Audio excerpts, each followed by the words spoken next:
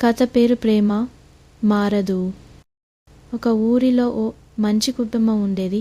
ఆ కుటుంబాధిపతికి పేరు వీర. అతనికి ఎంతో ఇష్టమైన తెలుపు రంగు కుక్క ఉండేది. అది చాలా చక్కగా చూసుకునేది. అందరికీ అనురాగంగా ఉంటూ ముద్దుగా కనిపించేది. ఒకరోజు వీర తన కుక్కతో కలిసి పొలానికి వెళ్తూ ఉండగా మార్గంలో చిన్న పపాయిలా ఉండే ఒక కుక్క కనిపించింది. అది పిచ్చిగా ఉన్నట్టు కనిపించేది, కానీ చాలా అందంగా ఉండేది. దానికి తలపైన చిన్న గాయం ఉండేది. ఆ కుక్కను చూసి వీరాకు దయ వేసింది. వెంటనే దాన్ని ఇంటికి తీసుకెళ్ళాడు. వీరా భార్య పేరు శారద.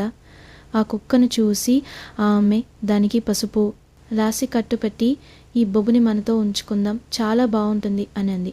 వీర అంగీకరించాడు. అప్పటి నుంచి వారు చిన్న కుక్కను శ్రద్ధగా చూసుకుంటూ వచ్చారు.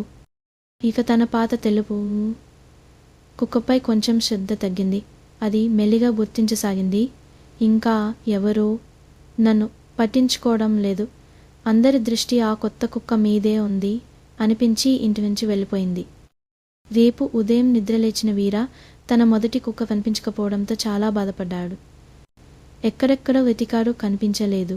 తీవ్ర మనోవేదనతో అశ్రునయనంగా నిలిచిపోయాడు. కొన్ని గంటల తరువాత కొందరు గ్రామస్తులొచ్చి, ఇది మీ కుక్క కదా అని అడిగారు. వాళ్ళు దాన్ని తీసుకురాగా వీర ఆనందంతో దాన్ని బలంగా కౌగిలించుకుని ఏడ్చేశాడు. అప్పటి నుంచి వీర 2 కుక్కలను సమానంగా ప్రేమించడం ప్రారంభించాడు. నీతి: ఒక కొత్త వ్యక్తి, ఒక కొత్త వస్తువు వచ్చినంత మాత్రాన మన ప్రేమలో మార్పు రావద్దు.